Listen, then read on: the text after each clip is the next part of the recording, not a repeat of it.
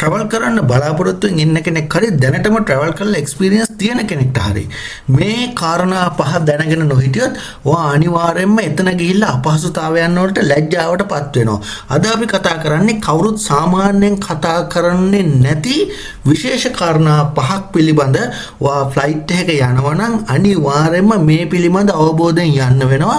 ඔයාට ඇති වෙන අපහසුතාව මග අරගන්න. ඉතින් ඒ හින්දා රැඳින්න වීඩියෝ එක අවසන් වනතුරු අපි එකින් එකට මේ පිළිබඳ පැහැදිලි කරනවා. අංක 1 තමයි මිලිලීටර් 100 රූල් එක. මොකද්ද මේ මිලිලීටර් 100 රූල් එක කියලා කියන්නේ?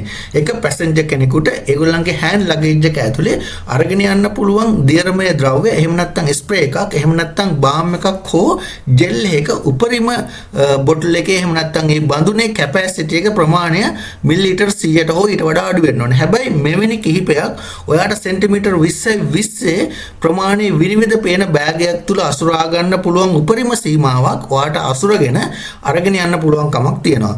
ඉතින් විශේෂයෙන් ඔයා මෙතනදී චෙකින් වෙන වෙලාවේදී ඔයා මේ බෑග් එක එළියට අරගෙන ඒගොල්ලන්ට පෙන්වන්න ඕනේ මම මේ ද්‍රව්‍ය අරගෙන යනවා කියන එක. මේ විදිහට සීමා පනවන ප්‍රධානතම හේතුව තමයි ෆ්ලයිට් එක ගමන් කරනකොට ඇතිවන පීඩන වෙනසත් එක්ක සමහර විට මේ බඳුන් වලින් මේවා ලීක් වෙන්න පුළුවන්. ඉතින් මේ විදිහට ලීක් වෙලා ඒවෙන් ඇති වෙන්න පුළුවන් ගිනි ගැනීමේ අවදානම් සහ ඒවා අන්තර්ගත රසායන ද්‍රව්‍ය නිසා කැබින් එක ඇතුලේ මිනිස්සුන්ට වෙන්න පුළුවන් අපහසුතාව සහ ප්‍රශ්න හේතු කරගෙන මේ විදිහට සීමා පනවනවා. ඒත් ඔයාගේ මේන් ලගේජ් එක ඇතුලේ මීට වඩා වැඩි ප්‍රමාණයක් අරගෙන යන්න පුළුවන්. නමුත් WD-40 සහ සමහර තින්ත වර්ග වගේ ද්‍රව්‍ය ඔයාට මේන් ලගේජ් එකේ ගෙන යාම සම්පූර්ණයෙන් තහනම්. අංක 2 තමයි එමර්ජන්සි එක්සිට් එක ගාව ඔයා අසුන් අරගත්තොත් ඇතිවන ප්‍රශ්න. 99%ක්ම පිරිස මේ ගැන දැනුවත් නැහැ. එමර්ජන්සි එක්සිට් එකක් ගාව රෝ එක ගොඩක් අය සිලෙක්ට් කරගන්නවා. ඒකට ප්‍රධානතම හේතුව තමයි මේ රෝ එකේ තමයි ඔයාට වැඩිම ලෙග් ස්පේස් එක තියෙන්නේ. ඒ හින්දා ඔයාට නිදහසේ කකුල් දෙක දිග අරගෙන යන්න පුළුවන්. ප්‍රධානතම වාසිසහගතම සීට් එක තමයි මේ එමර්ජන්සි එක්සිට් රෝ එකත් එක්ක තියෙන ඒ සීට් පේලිය. හැබැයි ඔයාට මේකේ වාඩි වුණොත් විශාල ප්‍රශ්න ගොඩකට මුහුණ දෙන්න සිද්ධ වෙනවා.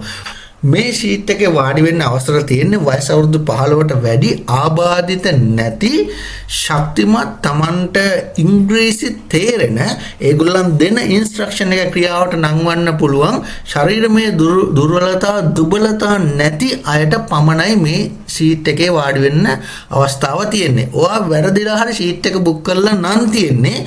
ඔයා චෙකින් වෙන වෙලාවේ හරි එහෙම නැත්නම් ෆ්ලයිට් එක ඇතුලේදී හරි ඔයාගේ ෂීට් එක ඒගොල්ලන්ට වෙනස් මේ අයිතිය තියෙනවා. ඕගොල්ලන්ට ඔයාට කියන්න පුළුවන් මෙතනින් ඔයාව වෙන සීට් එකකට මාරු කරලා වෙනත් කෙනෙක් එතන ඉඳවන්න පුළුවන්. ඒකට අපිට මුකුත්ම කියන්න හැකියාවක් ලැබෙන්නේ නැහැ. ඒක ඒගොල්ලන්ගේ නීතිය. අවස්ථාවක් අදිසි අවශ්‍යතාවකදී ඒ ඉන්ස්ට්‍රක්ෂන් ටික පිළිපදින්න පුළුවන්. ඒකට ශක්තිමත් ඒක තේරෙන පුජ්‍යලෙක් එතන අසුන්ගෙන සිටීම ඉතාම වැදගත්. ඇත්තටම ප්‍රශ්නේ ඊට වඩා මෙන්න මේ ෂීට් එකේ වාඩි වෙන අයට සමහර එයාලයින් වලින් ඔයා ඇල්කොහොල් බොන කෙනෙක් නම් ඔයාට ඇල්කොහොල් දෙන එක ප්‍රතික්ෂේප කිරීමක් හෝ එහෙම නැත්නම් දෙන එකට සීමා පනවන්න ඉඩකඩ බොහෝ දුරට තියෙනවා. මොකද එහෙම ඔයා මත් වෙලා හිටියොත් හදිසි අවශ්‍යතාවයකදී ක්‍රියාත්මක වෙන්න ඔයාට හැකියාවක් නොලැබෙයි කියන එක මත පදනම් කරගෙන ඔයාට ඇල්කොහොල් සම්පූර්ණයෙන්ම ප්‍රතික්ෂේප කරන්න පුළුවන්. ඒගොල්ලන්ට අයිතිය තියෙනවා ඔයාට දෙන්න විදියක් නැහැ කියන්න. ඊට අමතරව ඔයා ඉල්ලුවොත් කොෆි ටී වගේ උණුවෙන් දෙන දියර වර්ග ඔයාට නොලැබෙන්න අවස්ථාව විශාල ප්‍රමාණයෙන් වැඩි. මොකද ඒකත් ඒගොල්ලන්ට ප්‍රතික්ෂේප කරන්න ඉඩ තියෙනවා ආරක්ෂිත හේතු මත. ඒ ස්ථානයට ඒ ෂීට් පේලියට එවැනි ආහාර ද්‍රව්‍ය ඒගොල්ලන්ට නොලැබී යෑමේ හැකියාව තියෙනවා. අංක 3 තමයි ට්‍රාන්සිට් වීසා. ගොඩක් අය මේ පිළිබඳ දන්නේ නැහැ. එහෙම නැත්නම් කන්ෆියුස් වෙලා ඉන්නේ මොකද්ද හරිද කියලා. විශේෂයෙන් ඔයා යන ෆ්ලයිට් එක ට්‍රාන්සිට් එකක් තියෙනවා නම් ඔයාට ෆ්ලයිට් එක බුක් කරාට පස්සේ හම්බෙන ටිකට් එකේ තියෙන්නේ එයාලයින් දෙකක් නම් එක එයාලයින් එකකින් අනිත් එකකට මාරු වෙනවා නම් ගොඩාක් දුරට ඔයාට ට්‍රාන්සිට් වීසා එකක් ගන්න සිද්ධ වෙන්න අවස්ථාව වැඩි. විශේෂයෙන් ඒ කාල පරාසය නතර වෙලා ඉන්න ට්‍රාන්සිට් එකේ ඉන්න කාල පරාසය වැඩි නම් ඒකත් ප්‍රධාන හේතුවක් වෙන්න පුළුවන් ඔයාට ට්‍රාන්සිට් වීසා එකක් ගන්න වෙන. ඉතින් මේ වෙලාවේදී අනිවාර්යෙන් ඔයා ෆ්ලයිට් එකේ ටිකට් එක චෙක් කරද්දී බලන්න ඕනේ මෙන්න මේ කන්ඩිෂන් තියනවද කියලා. ගොඩක් ඒවයි දානවා එයාලයින් වල ඒ ෆ්ලයිට් බුක් කරද්දී ඔයාලට බලා ගන්න පුළුවන් කලෙක්ටිං රීචෙකින් වගේ වචන තියෙනවා නම් එකෙන් අදහස් කරන්නේ ඔයාට අනිවාර්යෙන් චෙක් අවුට් වෙලා චෙකින් වෙන්න වෙනවා.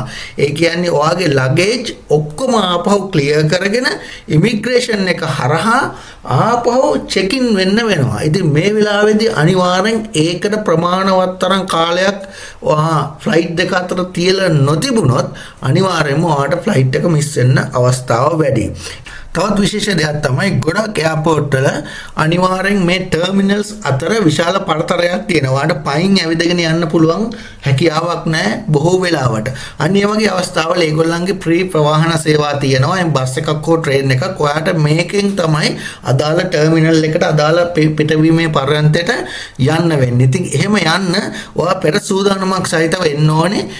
මොකක් හරි ඒකේ මැප් එක බලලා අවබෝධයක් ඇතුව කොච්චර දුරක්ද කොච්චර කාල වේලාවක් ඒ සඳහා ගත වෙනවද මොනවද යන්න පුළුවන් ක්‍රම කියන එක පිළිබඳ අවබෝධයක් ඇතිව එන්න ඕනේ. එහෙම නැති වුණොත් එතනදී ඇවිල්ලා අර ෆ්ලයිට් එකට තියෙන යන්න තියෙන ටයිම් එකත් එක්ක ඇති වෙන ප්‍රෙෂර් එකත් එක්ක ෆස්ට් ටයිම් නම් විශේෂයෙන් එන්නේ විශාල අපහසුතාවයන් වලට මුහුණ දෙනවා. අංක 4 තමයි අපි මේ ට්‍රොලි වලට රැවටෙන එක. ලංකාවේ ට්‍රොලි ෆ්‍රී වුණාට සමහර රටවල් වල ට්‍රොලි ගන්න සල්ලි ගෙවන්න ඕනේ. ඉතින් අපි ලගේජ් ටික අරගෙන යන්න හැකියාවක් නැති හින්දා අපි ගොඩක් වෙලාවට මේ ට්‍රොලි එකක් ගන්න උත්සාහ කරත් අපිට පේනවා සමහර අය ඇවිල්ලා ට්‍රොලි අරගෙන යනවා. නමුත් අපි ගන්න ගියම අපිට ගන්න විදියක් නැහැ. මේ ට්‍රොලිස් ඔක්කොම යටින් තියෙන එක ලයින් එකකින් ලොක් කරලා තමයි තියෙන්නේ. ඔයාට පේමන්ට් එක කරන්න නැතුව ගන්න විදියක් නැහැ.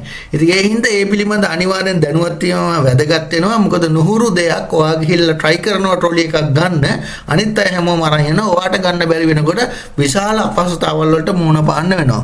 ඉතින් ඒ හින්දා මතක තියාගන්න ඕනේ ඔයාට කාඩ් එකක් හරි මොනවා හරි අරගෙන යන්න ඕනේ. මේ වගේ ට්‍රොලි එකක් ගන්න අවශ්‍ය නම් විශේෂයෙන් ඔයාගේ බෑග්ස් කැඩිලා නම් ඔයාට ට්‍රොලි එකක් ගන්නම සිද්ධ වෙනවා. ඔයාට පේ කරලා තමයි ට්‍රොලි එකක් අරගන්න පුළුවන්කමක් ලැබෙන්නේ. අංක 5 තමයි ගොඩක් අය දන්නේ නැති මෙන්න මේ ආම් රෙස්ට් එක ඔයාට ඕනේ නම් හකුලන්න පුළුවන්. මේක අයින් කරන්න පුළුවන්. අන්න ඒක පිළිබඳ තමයි අපි අංක 5 දී කතා කරන්නේ. මෙන්න මේ පෙන්නන තැන ප්‍රෙස් කරලා ඔයාට මේ ආම් රෙස්ට් එක උඩට උස්සන්න පුළුවන්. එතකොට ඔයා නගිනකොට බහිනකොට টয়ලට් එකට යනකොට මේ විදියට අපහසුතාවකින් තොරව ඔයාට ස්ට්‍රීට් එකෙන් නැගිටින්න පුළුවන්. විශේෂයෙන් ෆැමිලි එකක් විදියට එක රෝ එකේ හැමෝම ඉඳගෙන ඉන්නවනම් ඔයාට පුළුවන් මේ මැද තියෙන ආම් රෙස්ට් එක අයින් කරලා ඒ ටීම් එක එකට ඉන්න කිසි අපහසුතාවකින් තොරව. ඉතින් මෙන්න මේ හින්ට්ස් ටික ඔයාට ගොඩක් වැදගත් වෙයි කියලා හිතනවා. ඉතින් ඔයාලා හිතන දේ කමෙන්ට් එකක් දාන්න. හැමෝටම සුබ දවසක්. තවත් වීඩියෝ එකකින් හමු වෙනතුරු